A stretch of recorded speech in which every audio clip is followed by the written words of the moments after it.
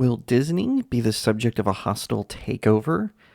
I'm going to talk about it, but first, hi, my name is Jake Berry. Welcome to Studio Jake, my vidcast where I talk about all things pop culture. Be sure to like this video, share it out to your friends, leave me a comment, and subscribe. I'm trying to reach 1,000 subs, so every single click of that subscribe button helps me reach that goal. When I get there, I'm going to do an Ask Me Anything YouTube live stream while I'll be taking questions from the YouTube chat. All right, diving right into the topic. So, way back in the spring, I discussed a man named Nelson Peltz, who he's this big time investor. He likes to go into companies and buy them big name brands that are suffering, whether it be from politics or just poor management. He likes to buy them up and pour money into them and then turn them around so they're profitable again. And then he leaves. Or so I'm told. But it seems like now he has set his sights on Disney. Now, in February, he tried to get himself a place on the Disney board.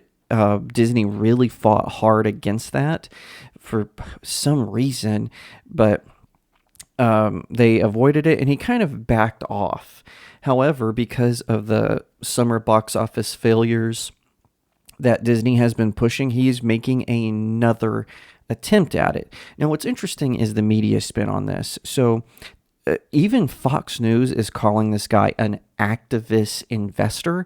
They weren't calling BlackRock that when they were holding companies hostage with their DEI scores and their ESG scores and all that other nonsense that no one gives a crap about. But this guy, he just wants to buy in. And what scares them, I guess including Fox, is that he's anti-woke. He wants Disney to go back to the way it was in the 90s and the early 2000s, the Disney Renaissance, when we were getting films like The Lion King, the Mulan, Pocahontas, and so forth, Aladdin. He wants to bring Disney back to that glory when it was at the height under Mike Eisner. Now, Bob Iger and his minions are really fighting this, and they're fighting it pretty hard. I mean, unfortunately, though, for Iger, he's kind of burned a lot of bridges. Bob Chapek eliminated a lot of his loyalists, so he's kind of isolated. And the people who are still there, who are still loyal to Bob Chapek, they don't like Iger. So I've talked about that drama between Bob Iger becoming CEO, buying up a bunch of stuff he couldn't afford, passing the buck off to Bob Chapek, but Chapek was like, I'm not going to be your fall guy. So then Iger comes back. I've discussed that at length in other videos, so you can go back and watch some of my other Disney-specific videos. So basically what's happening is this Nelson Peltz, he's trying again, and he bought, while Disney's stock was really low, he bought a ton of stock. And there's even talk that he might not have just bought one board seat. He might have actually been able to buy 3. Imagine that. So this is according to Fox Business.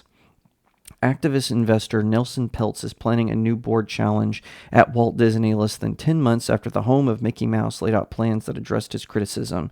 Peltz is now expected to ask Disney for multiple board seats, including one for himself, a person familiar with the matter told the Wall Street Journal. Meanwhile, the New York-based hedge fund has grown its ownership of Disney fivefold since the end of the second quarter, when a regulatory filing showed it owning 6.4 million Disney shares, according to Reuters. Should Disney stop his attempt to join the board again, Reuters said Peltz's Trian Fund Management could nominate director candidates between December 5th and January 4th. Peltz said in a January press release that the entertainment conglomerate had lost its way in recent years, resulting in a rapid deterioration in its financial performance from a consistent dividend-paying, high free cash flow generative business into a highly leveraged enterprise with reduced earnings power and weak free cash flow conversion.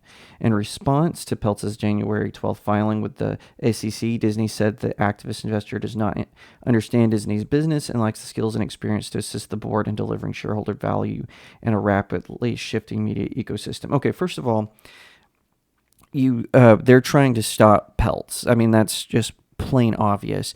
But really, Disney needs some new blood. Iger seems to want to just sell off certain things. Now, there were rumors that he was going to sell off Lucasfilms, Marvel, 20th Century Studios in totality. I don't think that's true. I think what's going to happen is he's going to sell off things like ABC News, ESPN, some of, and then when it comes to the franchises, he's going to sell off things like Willow, like Die Hard, Alita, franchises that they acquired in these acquisitions, but maybe don't match with the Disney brand. And I think, and he's already laying off a ton of people to make the company seem more profitable.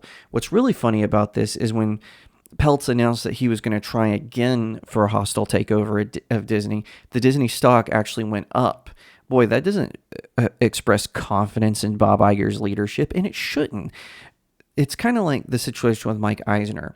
So when Mike Eisner was there during the Disney Renaissance, and yes, I know I jokingly referred to him as another Bob in a video. That was my mistake. I was just captivated by, Bob Iger, Bob Chapek. And so in one video, I said Bob Eisner. The man's name is Mike.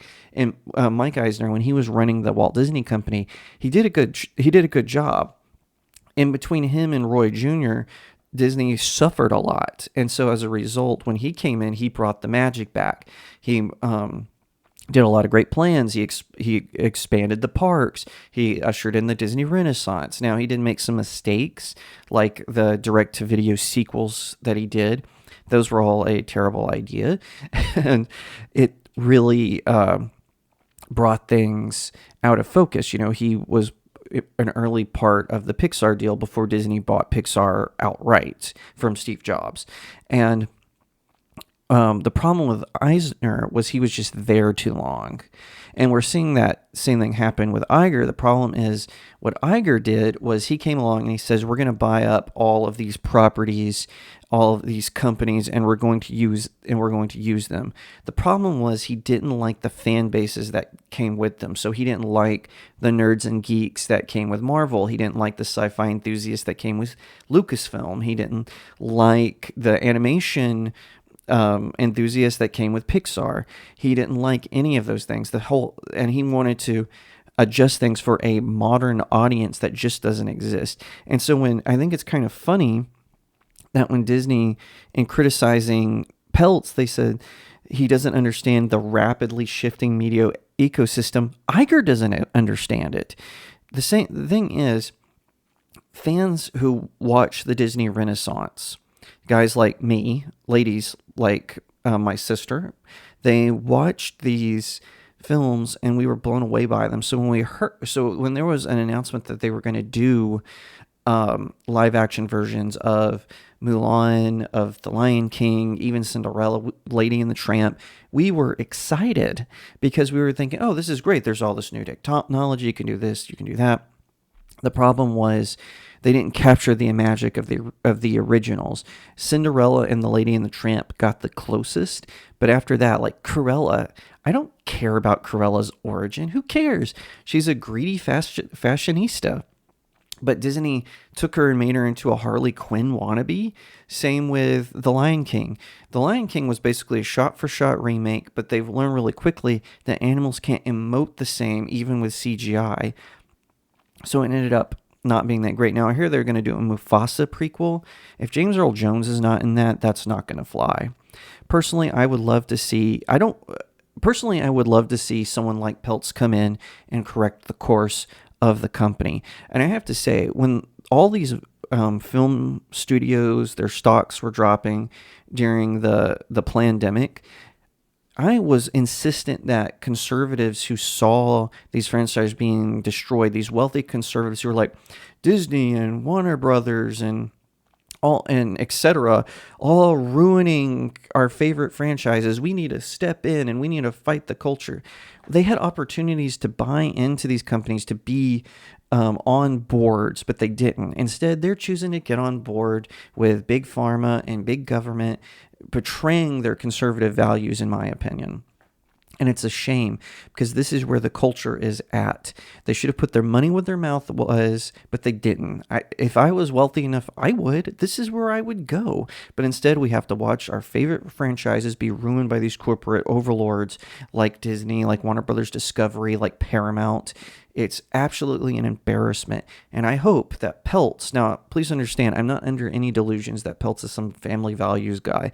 But if he's against the woke, I'm willing to give him a chance because woke has ruined pop culture, and the effects of it on culture at large are going to be disruptive. We're already seeing this with the advent of Gen Z who didn't grow up watching Batman the Animated Series. They see the reruns of Beware the Batman, which was one of the worst Batman animated series ever produced.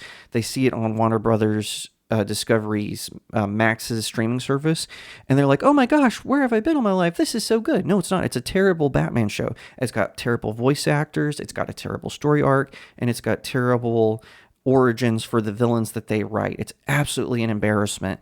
But we're already seeing the well being poison, and we're going to continue to see it if these studios continue to double down on this, even though the audience has outright rejected it. And this is just the truth. TV ratings, the box office, and streaming subscriptions have all told us that all of these corporate overlords that control these franchises, they are failing. And so if a man like Peltz, who's not an activist, he just cares about money, if he can take back control of Disney, that would be great. Because I don't want Disney to be sold to Apple. It's only going to get worse if it gets sold to Apple. I want to see it get back to the way it was when it was a true American film company that didn't care about a bunch of social media snowflakes and that wanted to give something that all audiences could enjoy. I want us to get back to that and see these classics reborn in a way that is truly amazing. Thank you so much for watching this video. I hope that you'll give it a thumbs up, that you'll leave me a comment, tell me what you think, that you'll share it out with your friends, and of course, consider subscribing to StudioJake. I cover all kinds of nerd and pop culture topics, including film, television, anime, comic books, and so much more. I hope that you'll also head over to my main website, StudioJakeMedia.com, where I have even more news, views, and commentary. Also, if you'd like to support the channel, head over to my locals page. That's studiojakemedia.locals.com. It's the best way to support me. I'm trying to build a little community there. I have exclusive reviews and articles, so definitely head over there and check it out. And I'll see you next time right here on Studio Jake.